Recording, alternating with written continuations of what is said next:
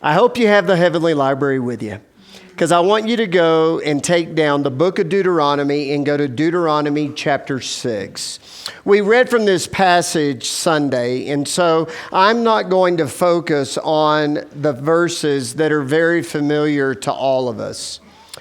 I do want us, though, to look at the verses before and after that very familiar text, but before we read it, I want to again remind you of my experience when our daughter Jill was born.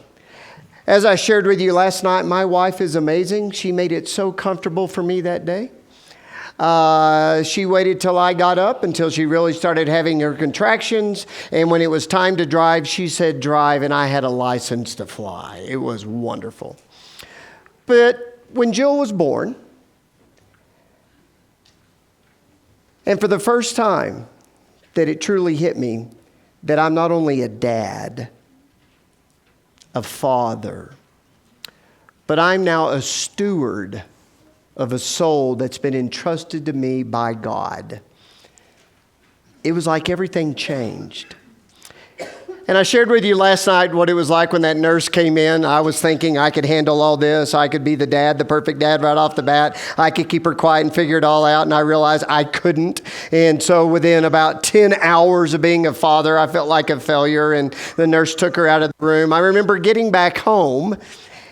And I'm sure many of you were like me when you're with your children and you put them down in the crib and you lay them down and you can hear that beautiful breathing that they do. And you sit there and you kind of watch them for a few seconds and you watch and watch. And then they kind of pause and you go, okay, all right, they're breathing again. You know, you have that anxiety that comes with it, and you have the little baby monitor, and you're constantly listening to it, and yep, they're breathing. We're all doing good. We're doing good. And then you find yourself in those moments praying. And those are some earnest prayers. Do you remember those prayers? Those of you that kids are small, and you're bowing down beside that crib. And after a few months, the carpet has a wear pattern from where your knees are. And I remember my prayer almost every single night was, "Dear Lord, don't let me mess this up." What do I do? What do I do? Well, I believe that's why the Lord gave us this passage. This is what you do. This is what you do. We talk about how there's going to be 5 stages of parenting that we're going to look at. Last night we looked at the pre-kid years. Well, tonight we get into the birth to 6-year-old years. And Cheryl and I refer to these as the wonder years. And I'll explain more about that in just a moment. But Deuteronomy 6 tells us, well, here's what you do. And you and I know the Shema, the Hear, O Israel, the Lord is one. And you shall love the Lord your God with all your heart, with all your mind, with all your soul. And as we look at it in its rendition in the New Testament, with all your strength. But I want us to remember, and I want us to understand what is exactly being taught by Moses when he shares this formula that more than likely was shared with him. And certainly it's been shared with him not only by his parents, but the Holy Spirit. But he shares with us, here's how you show them the love of the Lord. And I want us to notice before the Shema begins in verse 4, here's what he says. He says in verse 1, "Now this is the commandment, the statutes and the rules that the Lord your God commanded me to teach you, that you may do them in the land to which you are going over to possess it. That you may fear the Lord your God, you and your son and your son's sons, by keeping all his statutes and his commandments which I command you all the days of your life, and that your days may be long. Hear therefore, O Israel, and be careful to do them, that it may go well with you, that you may multiply greatly, as the Lord, the God of your fathers, has promised you, in a land flowing with milk and honey." Now, if you would, skip down and go to verse 10 after the familiar Shema passage. "And when your Lord, your God, brings you into the land that he swore to your fathers, to Abraham, to Isaac, and to Jacob to give you, with great and good cities that you did not build, and houses full of good things that you did not fill, and cisterns that you did not dig, and vineyards and olive trees that you did not plant. And when you eat and are full, then take care lest you forget the Lord who brought you out of the land of Egypt, out of the house of slavery. I want you to notice in these verses, and I apologize that we can't spend more time in this text. I want to just use it as a springboard into our lesson. But I want you to hear what Moses says to all parents and to grandparents, to families. This is how you teach your children to love the Lord. First of all, verse 1, you remind them salvation came from the Lord. It is the Lord that has brought you out of the land of slavery. It is the Lord that is taking you to the promised land. It is the Lord who controls all things, cares for all things. It is the Lord who is in all things. And I couldn't help but think when I was by Jill's bed, the Lord made this. The Lord made this. I can't explain to you. I mean, I'll be honest with you. I do have a college degree, but I intentionally took a degree that didn't have math or science in it. To all you STEM people, I am so sorry. Yes, I'm a blithering idiot. I said, what do you have without math or science? They said communications. Yes, that's what I want to study. And I'll go ahead and tell you, when I was at Florida College, I graduated number one in my class. I had a degree in socializing, and I was the best of the best. This is my degree, all right? But wow, what God can make and create, and how he gives life. And it was at that moment I began to have a greater appreciation of the giver of life. He's in control here. I have a crib, I have the baby room, I have the baby monitor, we have the food, we have the formula, we have the mom who's doing all the work, but this is God's creation. And I can't control the breathing. I'm constantly listening for it. You have those panic attacks, like I said. We're breathing. Okay, we're back. We're breathing again. But this is God's creation. It's God's world. And so it was then and there that not only did I have a better appreciation of it, but I recognized I need to teach my kids this. This is God's world. God provides salvation.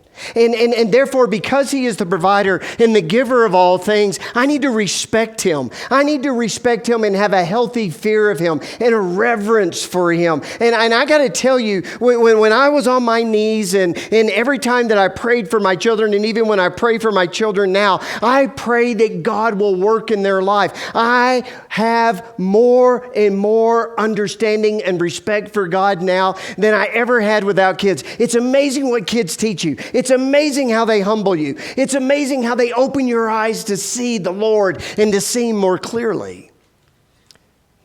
And then you'll notice in verse 10, it's our Lord who's promised to care for us. I love it because you see it not only here in Deuteronomy 6, but you'll see it in Deuteronomy 11 and numerous times as it's shared by Moses, as Moses shares this incredible book we know as Deuteronomy. But he keeps reminding the people over and over, the Lord is giving you this land. He's giving you homes you didn't build. He's giving you vineyards you didn't plant. He's giving you things. And if you and I stop and think for just a moment, how much do we really have that we didn't build, plant, or anything? It's God who gave it to us. We are so blessed. I'm going to have to tell you, I'm a little jealous of you people that this is your view every day. I did get tickled yesterday. I was hanging out with Dan and, the clouds were covering the mountains. And I was like, man, it was so great yesterday. He goes, yep, show's over. It's like, go back to Florida. But what a wonderful sight. Did you plant it? Did you build it? Did you make it? But every day you get to enjoy it. Can I share with you something about kids? Every day we get to enjoy them. Every day. When those little arms wrap their arms around your neck and say, I love you. Oh, man. I'm going to say it back. And I want to pray with my children. I want my children to hear that their Father is in heaven. And so you have all those wonderful prayers you share with your kids. And notice in verse 11, the provisions of God.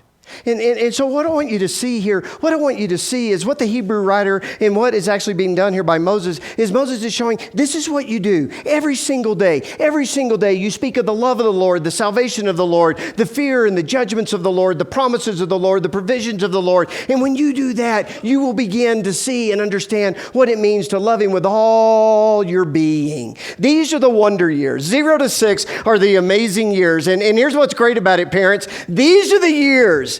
Literally, these are the years that you are in total control. And I mean that in a very good way because your kids depend upon you for everything. Now, let's just be honest. They depend on their mama for everything, all right? Dads are just there. Dads are kind of like my left arm. I'm right-handed. My left arm is merely for aesthetics. I kind of pulled a muscle the other day and I was having trouble just kind of moving my arm. I thought, let me use my left hand to brush my teeth.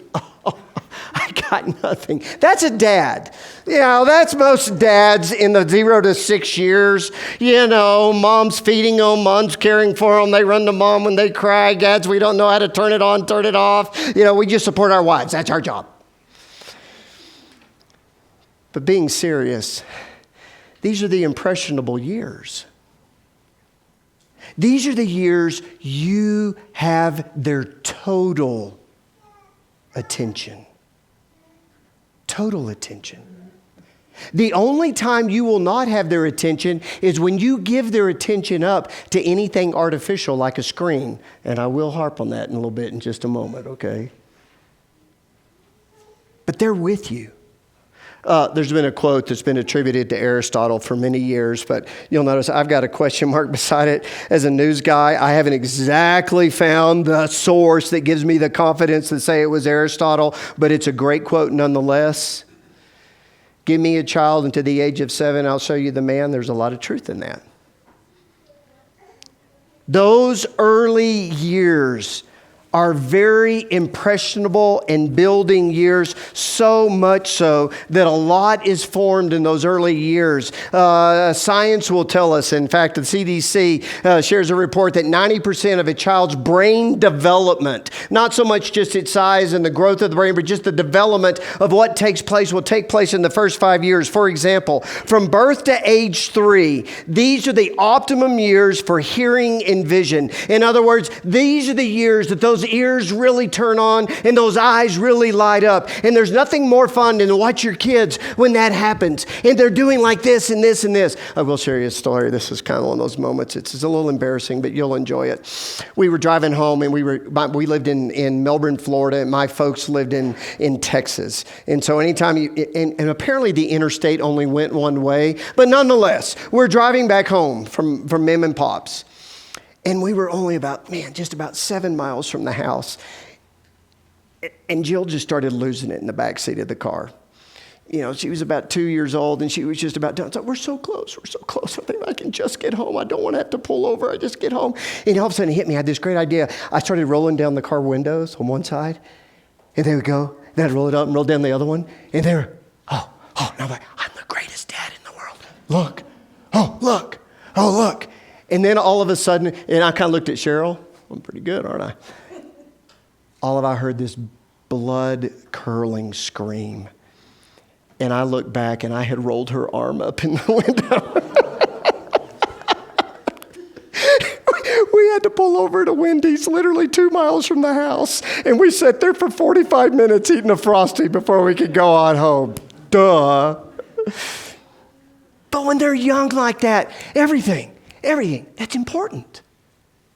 Those are developmental years. It's in the ages of 3 to 6 that sociologists will tell you that that's when their emotional controls learn to control. From 1 to 2, they may not have much control over their feelings or their emotions, but 3 to 6, that's when you can turn the knob. That's when you begin to build the self-control. That's when you begin to build their emotional ability to reel it in and let it go and learn that development.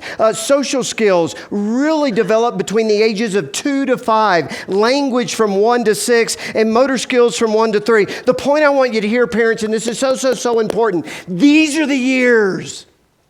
These are the years. You come out of the gate hot. You come out of the gate very focused. And from 0 to 6, these are those wonder years. Everything is new to them. You are in control. You have influence. They are the optimal learning years for everything that is going to be a part of their life from then on. And so what do I need to do with that? I got to be present. I got to be present. And nobody's going to love and care for your children better than you.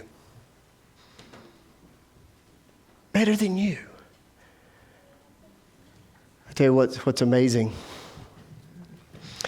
is how kids know our voices when they come out of the womb.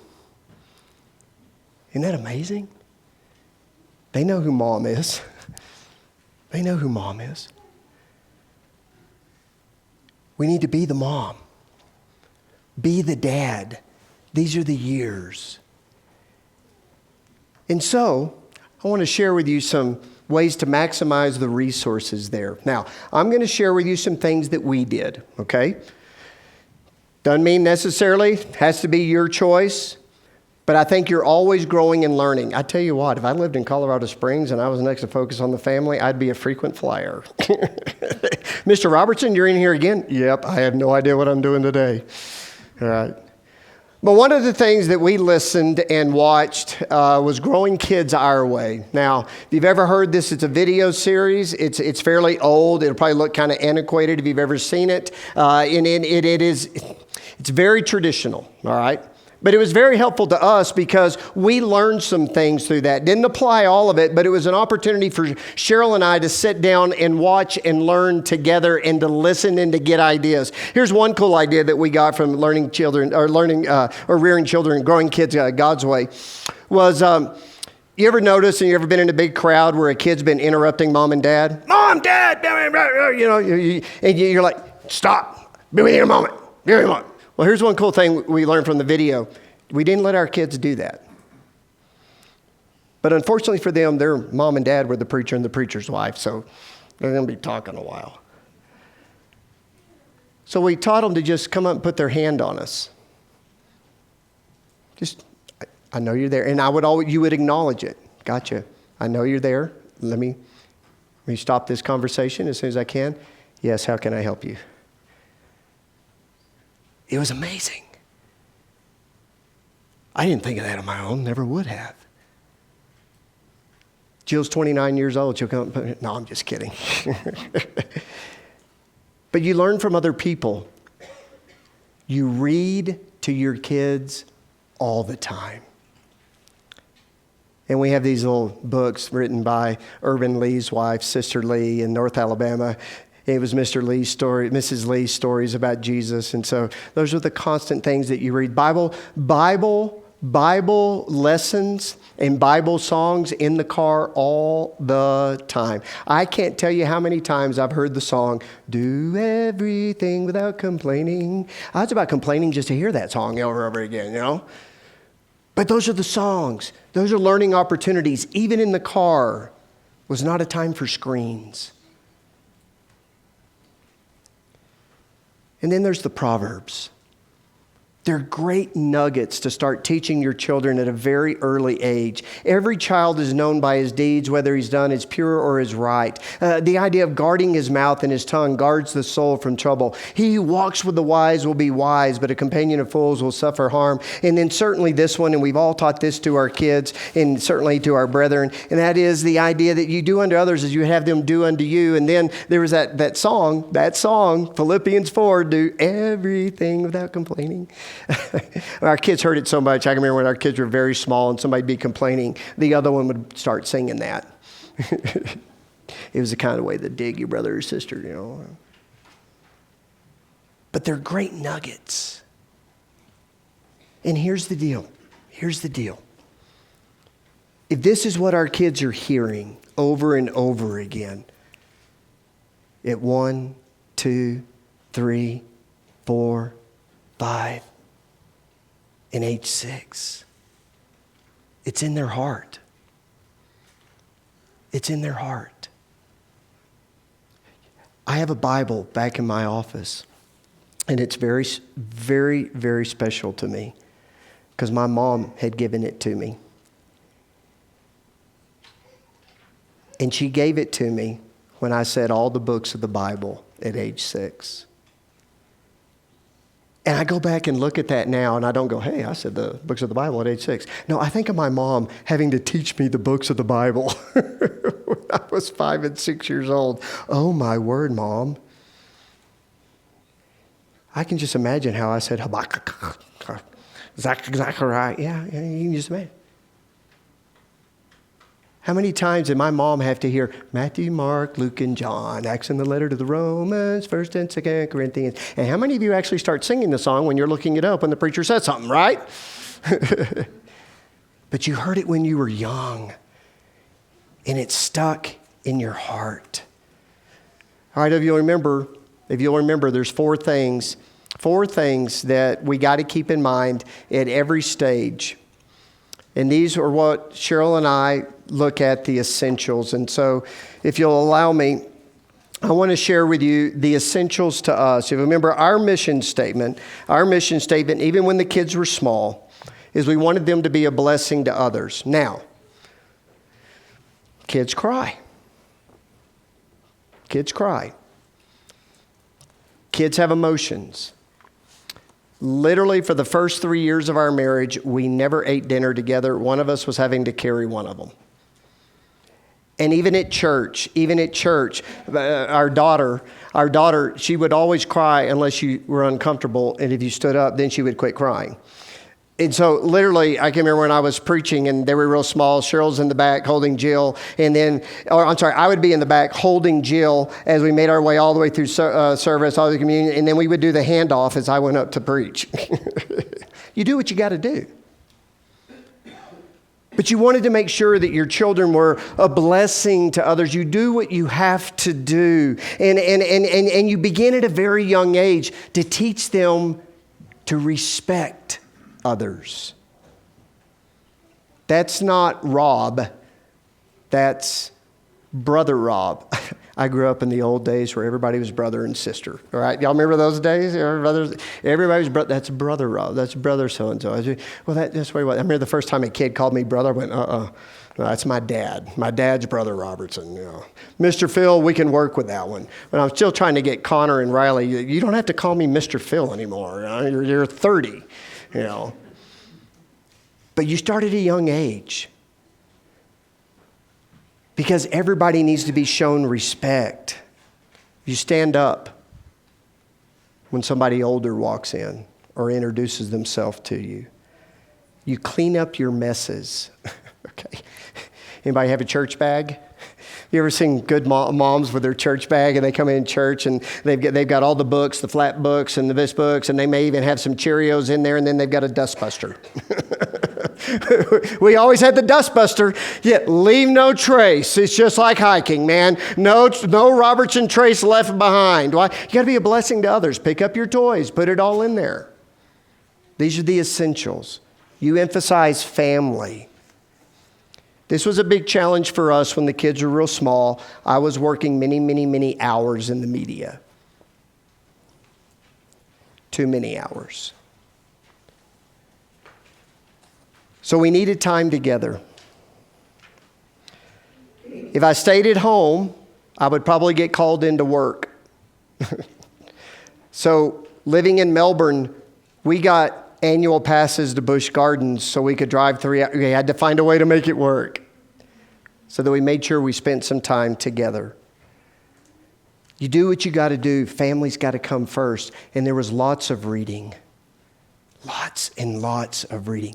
Every single night, reading stories together with mom and dad. And then every single night was the greatest family tradition ever. Jill had to be carried to bed like a princess. And she would get up on the edge of the couch and she would free fall backwards. And I would catch her and parade her down the hall to her room to lay her down like Snow White in the bed and then pray our prayers together each night together. And it was such a calm, relaxing experience. And then I'd have to go back to the living room for my son, who was not a princess. He wanted the bronking buck ride to bed, where he would mount up on Dad, and it was knock down, drag out. Mom would get mad because we're knocking pictures off the wall as we're working our way down the hall, and I would flail and throw him into his bed from across the bedroom, which I kind of enjoyed. Don't hit the bunk bed. Donk. Sorry, you went a little high. We'll get a Band-Aid for that. Oh, I miss that. But it was every night. Every night. You covet that time together. My biggest failure was not having enough time for Cheryl in those years. That was on me. I'll get into that a little bit more later as well. But the best way I emphasize family to my kids is I show my kids how much I love and care for their mama. And she comes first. You respect their needs. From 0 to 6 years old, there's going to be different needs. There's going to be a need for naps. There's going to be a need for playtime. There's going to be a need for quiet time. There's going to be a need to develop and help them grow. And one of the biggest challenges you're going to find as you work with their needs is to understand that sometimes you're going to put them in situations that are very challenging for them, i.e. going to church. And I don't mean that ugly, but all of a sudden having to sit still for a couple of hours, that's not easy. You want me to do what? I want you to sit here and not make a sound. Really? Right? I'm going to sit right here and read a book. Yes, you've got this. No, they don't. So I need to be respectful of those needs. And so one of the things that Cheryl would do with the kids is throughout the week, she would set them on the couch and she would set a timer to condition them for sitting alone. It's church simulation. Here's your book. Here's your activities. Don't bug me. Let's see if you can go 20 minutes without, can't bug me. Let's get it to 30 minutes. The point was, you're respectful of their needs and you know their limits. And one of the things you have to keep in mind with kids aren't adults. Don't expect them to be like adults. Don't expect them to handle hangry like you and I are supposed to handle hangry. Actually, I don't handle it very well. I'll just be honest with you. Or sleepiness or tiredness. Be careful of this phrase. Well, this is how I was raised.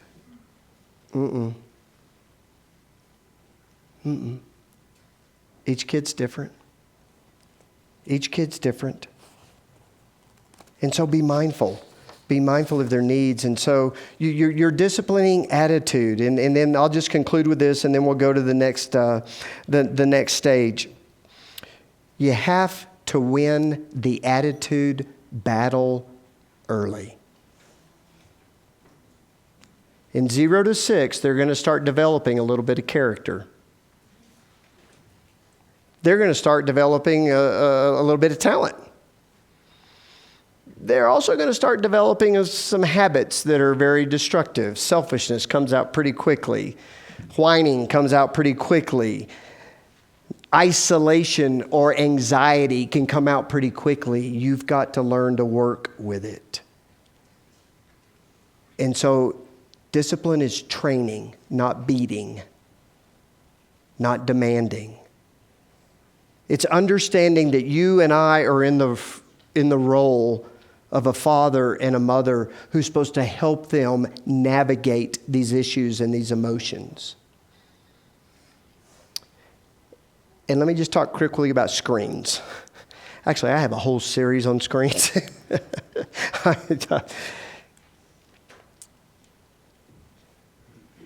The American Academy of Pediatrics says no screens before the age of 6. And if there is a screen, it is limited to something that is educational for 30 minutes, no more than an hour. From age 7 up to 13, it's no more than 1 or 1.5 hours a day. Again, the emphasis is on educational. Bear in mind, folks, the inventors of the iPhone did not let their kids have iPhones. Go look at it. Those in the tech world understand. And it's robbing our kids of developmental growth and abilities. And I realize it's so easy. That was one reason when I did say the interstate only went one way. When it would go toward Texas, our kids would get some screen time, and it was awesome. I mean, it didn't matter what you showed them. We could go for hours. You might need to go to the bathroom. Hey, anybody alive back there? It's kind of great, you know. That was the only time. Can we drive to grandma's again? Can we go for 12 hours? No, yeah, we're good. You know. But it's important we realize that. And I realize it takes a lot more effort and it takes a lot more time to sit there with them. But kids require our changing, require our training and our attention. I would also encourage you, never, ever, ever, ever, ever miss a service. Take your kids with you. It's an opportunity. And I realize for many of you who are in the early stages in those years, I didn't get a thing out of it. You're right, you probably didn't. But your kids got to see where your heart and your focus is. I get it. I get it. And then begin to teach them memory verses. All right? Begin to teach them memory verses. All right, we'll talk more about that when we have time for questions. I know you're kind of drinking out of a fire hose, but let me move on to the next stage, and I'm going to move through this a little bit quicker, all right? The next stage is going to be the in-between years. So if you have your Bible, I want you to go to the story of Jesus when his parents lost him.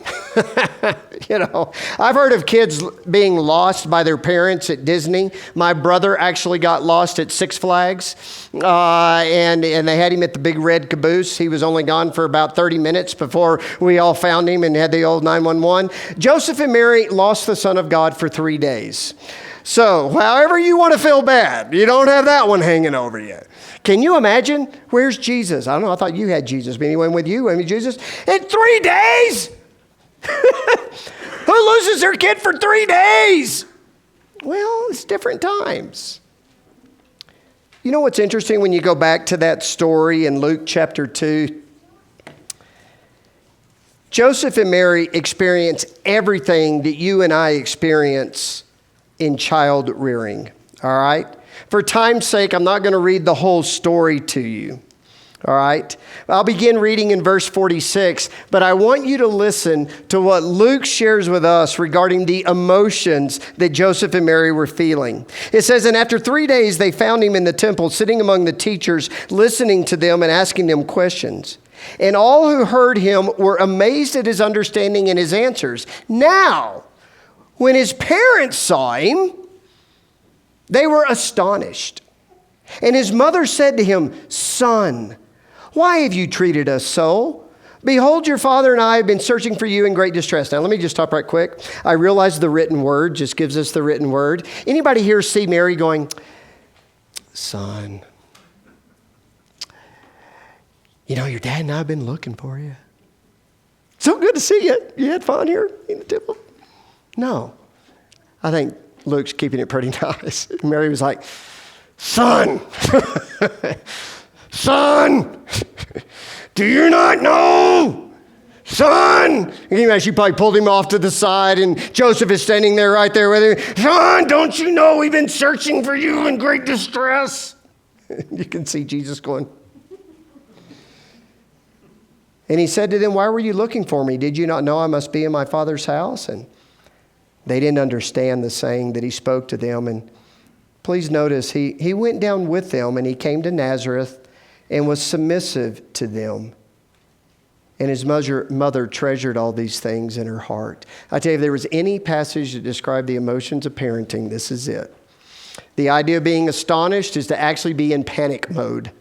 It's not simply just, oh, surprised. It's like, oh, distress.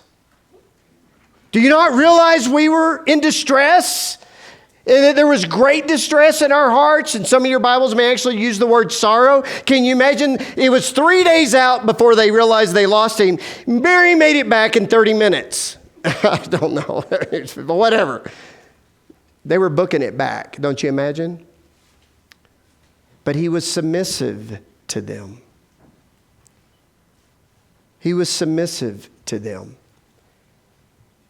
And like all of us as parents, we treasure things in our heart, but boy, what a treasure this had to be for Mary and Joseph. Kids, if I can have your attention here for just a moment, all the kids. All the kids. The greatest gift you can ever give your parents. I know you like to get them something nice for their birthdays or Christmas, and you need to do that. But the greatest gift you can ever give your parents is respect. Is respect. Be submissive to them. God actually tells us that's the first commandment with promise. In Ephesians chapter 6, to those that are obedient and submissive to their parents, this is the way to the promise of inheritance of the land. And there's nothing your parents want more than just your respect and submissiveness. It doesn't mean you have to agree with them 100% of the time. You'll find that most of the time they're not wrong. I know it's aggravating. But that's what Jesus did. That's exactly what Jesus did. And so what we need to do, especially in these years, these are the 7 to 12-year-old years. We're past the wonder years, but we're not independent yet. And we're not at the stage where mom and dad are a broken record and we've heard it so many times we don't want to hear it anymore. This is the time that you continue to develop those emotional controls. You continue to develop their attitude and you teach them how to honor others. And you teach them this respect, first of all, by showing it to them. It's the golden rule. You treat others as you would want to be treated. And so parents, we got to keep that in mind. We show the respect and the love that we want our kids to show to us. We show it to them. And so we show them patience. We show them self-control. We give them time. We do not provoke them to anger. And often when you think of that phrase, provoking them to anger, it's not that we were just incredibly unfair. It can be sometimes that we just didn't give them time. We didn't let them plead their case. We didn't open our ears to their needs and their emotions. You respect them and you treat them as God's gift to you that you are to steward them. And then you treat others with respect, especially their mama. Let me just say something real quick to all the dads and fathers. I don't know if You've read 1 Peter 3 in a while. If you haven't, you probably need to. But God won't even listen to us if we're not treating our wives and the mother of our children with great respect and honor. Now, the brethren may think you're all that, but God knows and they know. And if you want your kids to respect you, you not only respect them, but you show great respect for their mother. And you show great respect to authority figures. This is a hard one for us in the United States of America because we're all very political sometimes. And that's a blessing and a curse. But how we respond to authoritative figures is going to greatly influence how our children respond to authority figures. And this especially applies at church.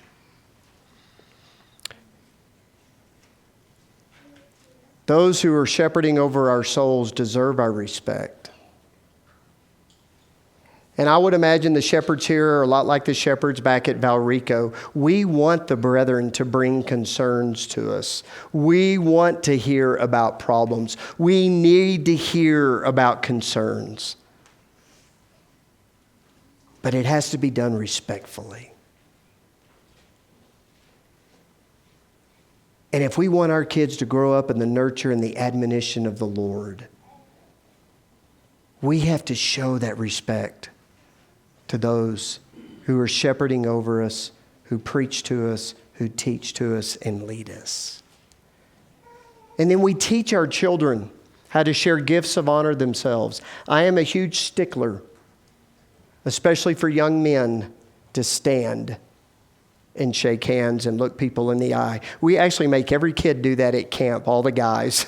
It's Be a Man Day. Be a Man Day. And I tell you, some of the kids, the gamers especially, who are very isolationist at camp, just to get to camp is a big deal, and I'm so glad you're there. It's very hard for them. I'm like, hey, I'm not going to bite you. I promise. Hey, look me in the eye. Hey. You don't know what to say, just say hi. Hi, how are you? Hey, you're looking at my shoes. Comment on my shoes, because that's where your head is, all right? Let's look up, you know. You got this. But our kids need to see that from us. And we're respectful, especially of those of the gray head. You honor those who are older. And you use the proper titles to show respect. Why? Because we want our children to grow up and be children that show honor and give respect. And so you got to bear in mind, I know these are fun years. We're starting getting into ball, and we're starting to play games together, and it's such a great time. And in fact, one of the things that Gray and I got to do every single night, this was when he got a little bit older, after the Bronking Buck ride, we would play Nerf hoop basketball in his room, no rules. No rules. That's the best game in the world, guys. It's awesome. You know, it's just like, man, the Lord gave me a kid that loves to wrestle. Yes. Wait, I still got to be the dad. I get it. Remember, you're the parent, not the buddy. We're still training. We're leading them to purity, and we're very mindful that they're emotionally and in their attitude and in their desires are going to start being influenced by the unholy things of the world. And it's amazing how Satan seeps in. You got to be there. You got to be there. And you got to deal with it immediately. You got to strive for constant humility. First of all, in your life, in teaching your kids how to be humble. You avoid the double standards, like James says. Don't have a forked tongue. Don't have forked interests, different interests. And be constantly disciplining your kids. Let me share something just real quick about discipline. I am a believer in spanking, but it's very rare. It's very rare. Like I told you, there were three things that are always going to get you a spanking in our house. Rebellion, haughty eyes in any way, lying, and not holding my hand in a parking lot. Okay? But here's how a spanking would work when we've reached that limit. It was made very clear, you're going to get a spanking. And I made sure I never did it when my emotions were charged. Go to your room. I'll be there in a moment. That was as much for me as it was for them. Let them think about it for a moment. Walk down the hall. Walk in the room. Do you know why you're getting a spanking? Why are you getting a spanking? Because I lied to you. Yeah. That gets you a spanking, doesn't it? Uh-huh. Turn around. Deliberate, but not abusive. But the spanking is just the attention device. It's not the discipline. That's important. Let the eyes cry it out. And then you have the conversation again. Why'd you get a spanking? Because I lied. Do you need to lie to Daddy? No. Why? Because you're going to love me anyhow. That's right. And I already knew you did it. And whatever it was that caused the lie, I'm going to do what I can not to put that stumbling block in your way again or get it out of your way so you're not tempted to do it again. So Dad's going to take some responsibility in this. And we're going to work on this together. Is that okay? Okay. Anything else you want to say to Dad? I'm sorry, Daddy. And that's the best hug in the world, isn't it? Hug it out. Hug it out. I love you. I love you. We need to understand, parents, that God's put us in the training business. And we need to be creative even in that training and in that discipline. Sometimes it may not be the best use of a spanking. Sometimes there may be other ways to deal with this. You have an incredible resource, i.e. your wife, who can talk to you about how's the best way to handle things. But we instill honor in their hearts. Yeah, here's some things to maximize your resources. One of the things that we took a lot of heart in is Brent Hunter at this time when our kids were young had a home improvement workshop. And so we sat through that and we spent time with that. And we even had our kids involved in it when they got a little bit older when we lived in Alabama. There were some great books that we were reading, constantly reading books. The 5 Love Languages for Children, I believe, is a must read. Every child, just like every single one of us, has certain things that we respond to with a love language. Dare to Discipline was a great book. The Strong-Willed Child, and then 7 Habits of Highly Effective Families. I'm a huge believer in Stephen Covey's 7 Habits book. He's got a book also for families, and man, is it rich with great things that you can incorporate into your family life. And again, get into the Proverbs, get into the book. When your kids are from the age of 1 all the way up to 12, these are the years to teach them the Bible. We love our spiritual heritage. We've got it back into the curriculum at Valrico. It teaches your kids the timeline. It is a teacher nightmare because it takes so much effort. I'll warn you about that. But it is so worth it. It is so worth it. Bible guide for a little book, Bible study guide for all ages. Be creative. Make it a part of your life. One of the things that we realized as our family, I didn't know the Prophets very well. We actually found a board game called the Prophets game. And it was so much fun, and we would play it together as a family. It was kind of a spin-off of trivia and Chutes and Ladders. Whoever did it just did a masterful job with it. But you learned the prophets, and you just began to get the Bible into their heart. because it was there every single day. And real quick, the essentials, when you think about these years especially, you got to recognize that these years go by so fast, so fast. So we want to be mindful that we want our kids to be a blessing to others. And so this is the opportunity for them to join you as you go and do things together as a family, as you visit others, as you take meals to others, as you have people in your homes, as you sit together as a family at church. This is that time, and you get them involved in that work. You get them involved in cleaning the house for the group meeting that's coming over. You get them involved in these things, and you make sure that the people at church are involved in their life. I tell you, Cheryl and I can go back and we can just start naming person after person after person after person after person who was involved in our kids' life. Miss Junie, Papa Paul. We think about so many that were a part of their Bible class teachers, Miss Melanie and others when they were growing up, that they were in their life. And it was the older generation as well as the younger generation. I remember our kids, there was a lady by the name of Miss Junie, I mentioned her earlier. She sat up front and she had a little coin purse filled with those after dinner mints.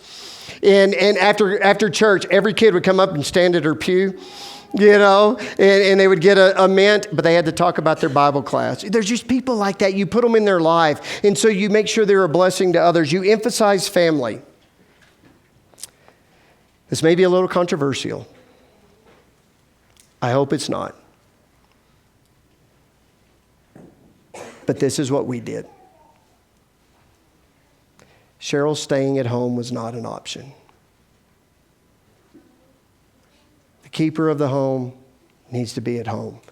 That was our position. And yeah, it meant a little less money. I get it.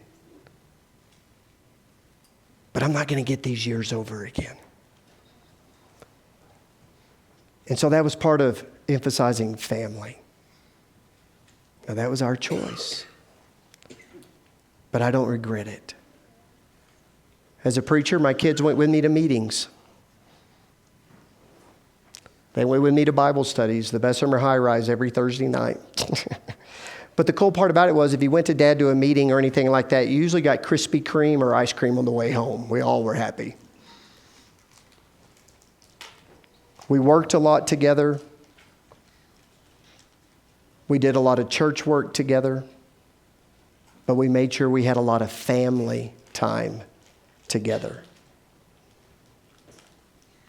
And sitting down together as a family for at least one meal a day was non-negotiable. It happened. And that was family time. And we always read together. We appreciated the needs of their growing up and development. Boys and girls need something different. But the challenge was to begin to get them around other people who could help fill those needs and emphasize what we were teaching them. And then certainly as they got older, we had to be a lot more creative with our discipline. And some of that discipline came from just being more accommodating. We had a young lady who had recently gotten pregnant out of wedlock, and she needed a place to stay. She stayed with us, so she lived in Jill's room. And a young man who was in a preacher training program with me stayed with me, and there were the constant visits, and that was discipline for all of us. God made us to be servants. We can work on this together. And so what we learned to do was we learned to modify behavior by doing things together with them. And another non-negotiable, which was very important to us in the discipline years, is you will always be respectful of family. You will love your sister and be nice to your sister. You will love your brother and be nice to your brother. Non-negotiable. Because we're a family. And so we're very mindful, the discipline attitude, not merely actions. Because kids are just like all of us. We lose our minds sometime. But we do it together. All right, forgive me, you've been drinking out of a fire hose. All right. But I wanted to get through here because I want tomorrow night to really just to focus on the teen years and that we have all of our time for that. So I shot through a lot tonight. So thank you very, very much for your patience and your attentiveness. So we're going to take a break here for just a couple of moments, and then we'll have some questions together. So thank y'all very much. All right, everybody. Let's do a few questions here. Thank you for turning in these. They're excellent. So I get to pick the order. Here we go. Here's the first one. What is the most effective way to help our kids internalize the faith rather than just teaching them to follow the rules? All right. Whoever asked this question, thank you. Also, your artwork on the card is excellent. Excellent. I'm going to keep this one. Be happy. You're my kind of person. Here, they have be happy on here as well. All right. So it is very easy for us to associate faith with just keeping rules. And so we kind of need to be obvious to state the obvious. There are rules.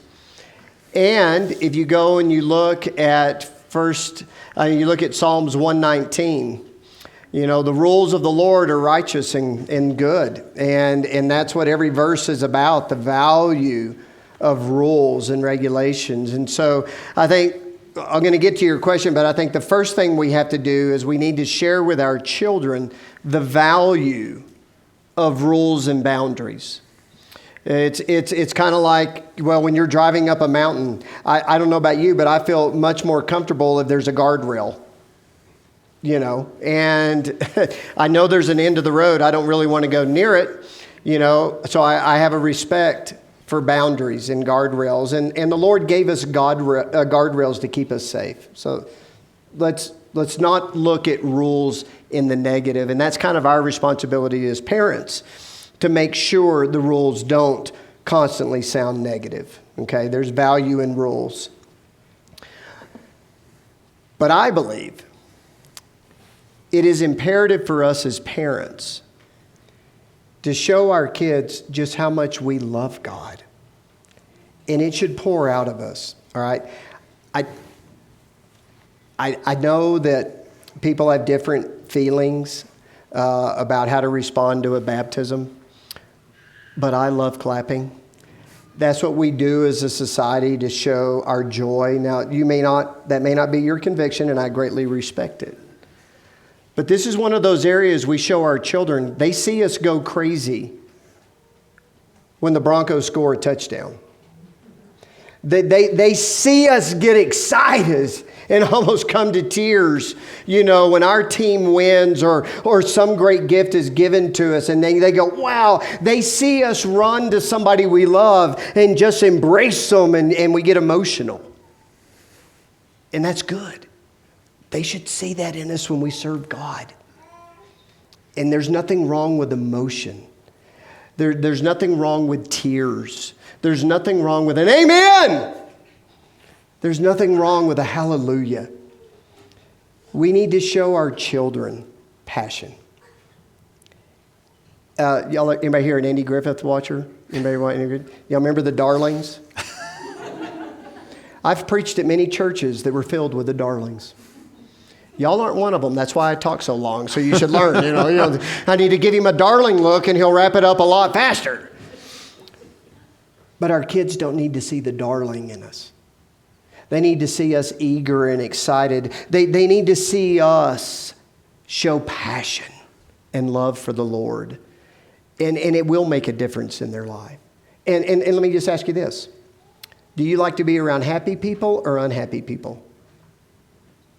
You ever notice how happy people have more friends? You know why that is? Because people want to be their friend. The same is true with God's people. We should be happy people, joyous people. So I think a lot of it is that, and our kids will internalize that. And then what we're showing them is that we're doing this even when it's hard because of the faith it involves. I want to give a big tip of the hat to Ethan and Gracie.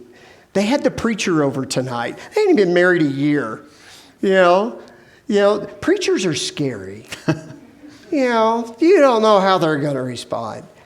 But that's so important And when our kids see us getting in the work, being inconvenienced and being happy about it, giving to opportunities and being happy about it, I think that changes everything. And I think that's what stirs their faith. That's what stirs their faith.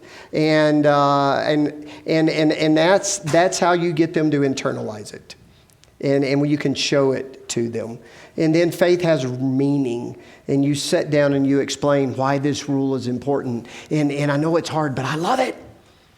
I love it. Because it helps Dad follow God. Yeah.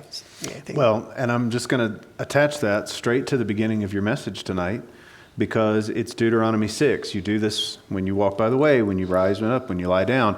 It's only 12 verses later. You shall diligently keep the commandments of the Lord your God and his testimonies and his statutes, and you shall do what is right and good in the sight of the Lord, that it may go well with you. Yeah. Deuteronomy 6:17. Yeah. There you go. Yeah. So you teach it by living it out when you rise up, when you lie down, all that stuff. And you teach it by reminding them the rules are there, and that's all part of one big thing. Yeah. And I think also, it's also showing your kids, here's what happens when you break the rules. All right, I'll tell you this, and you Florida State fans are going to love this one. I was walking across the campus of UF with Gray one day. We were going to a game. It was a night basketball game. And a couple of girls were walking past us going this way. They were not exactly dressed very well. I mean, it was one of those moments, it was risque. It was like borderline. I don't know if I've ever told Cheryl, because she probably wouldn't let me go to a game again. But there I was with Gray, and we're passing these young girls, and you're like, oh my word. And I'm with Gray, and I was like, where do you think they're going? I said, I got to say something. He goes, well, they're definitely not going to church, I can tell you that. You're right, they're not. And what we talked about is, well, where are they going? Well, they're going clubbing. Well, what's clubbing? Let me tell you what clubbing is. Let me tell you what often happens to people who go clubbing. Let me tell you one of the challenges, because he was at that age. This is why you listen to God. And you surround yourself with good people. This is why you don't drink. This is why you don't go these. And it was an opportunity to show, there's value in this. There's value in what God's giving us. Does that make sense? Mm-hmm. And so you instill that in their faith. Those are opportunities. Yeah, that's great.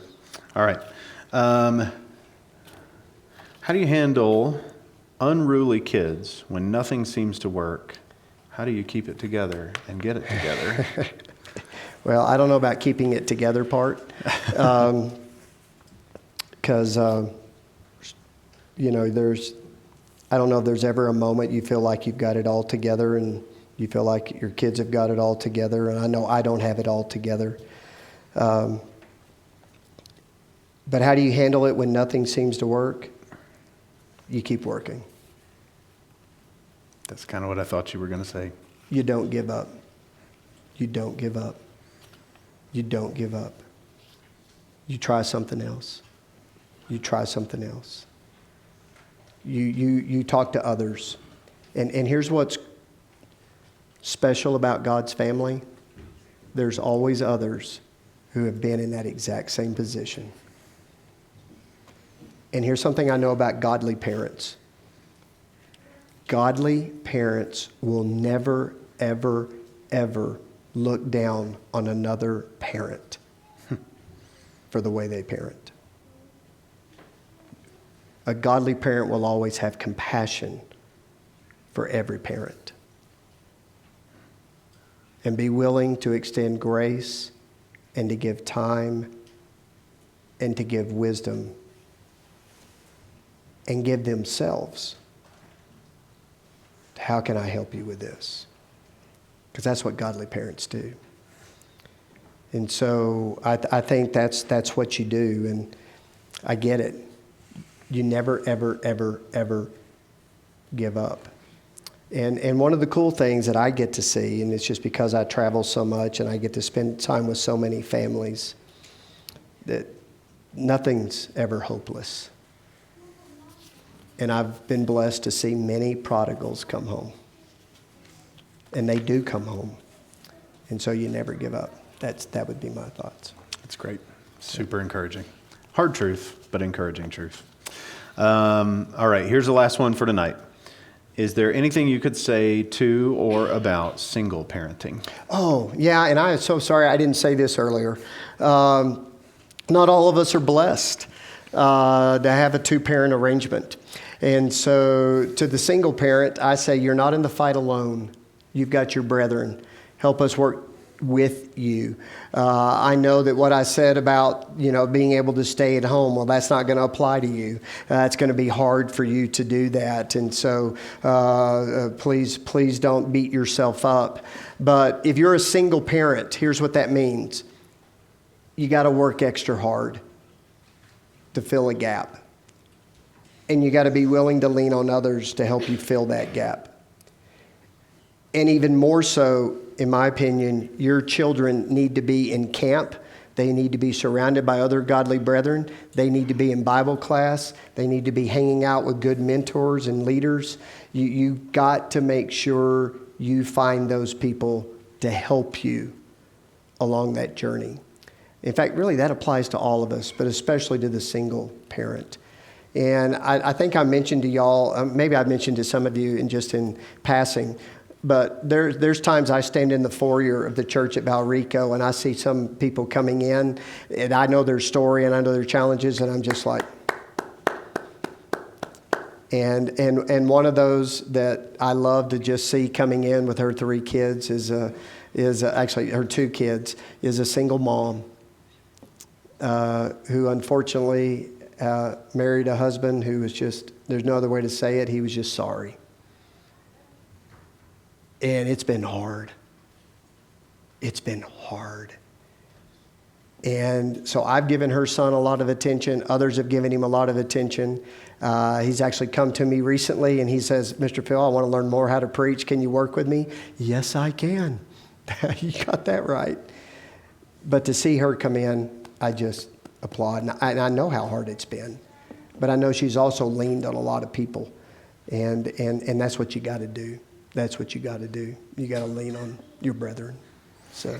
Well, and I heard you on Sunday afternoon talking to the teenagers about Mary and the fact that in the Bible narrative, after the story in Luke 2, when Jesus is 12, the fact that Joseph is never mentioned again is pretty good evidence that he probably passed away sometime in Jesus' adolescence.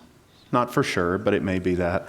And if that's the case, there's your godly example of a lady continuing to be alone and lead the family and still be there for her kids. Yeah. So. Also, if we didn't get to your question or you've got questions, I would be happy to hang around and talk longer. I apologize. I went so long with my presentation tonight. I will try not to do that again tomorrow night. But we definitely want to be respectful of your time. But I appreciate all the questions. And again, thank you for your humility and your willingness not only to ask them, but to be willing to listen and to spend time in a forum like this together. That says a lot of you. And it certainly says a lot of the kids as well. God bless you. And thank you. We really appreciate it. All right, a couple of reminders of things that are going on tomorrow. We have another assembly tomorrow night. It's going to be essentially the same format with us, 1 or 2 small changes to it. And that'll be tomorrow night at 7. That'll be Phil's last evening with us.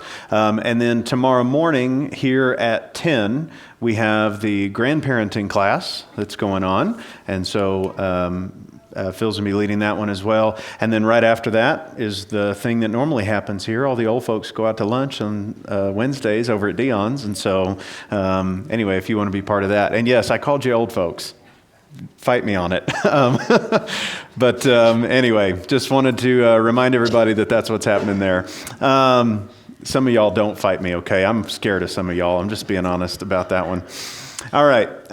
Dennis Hatters is going to lead us in a word of prayer to close out our time tonight. So thank you so much for being here.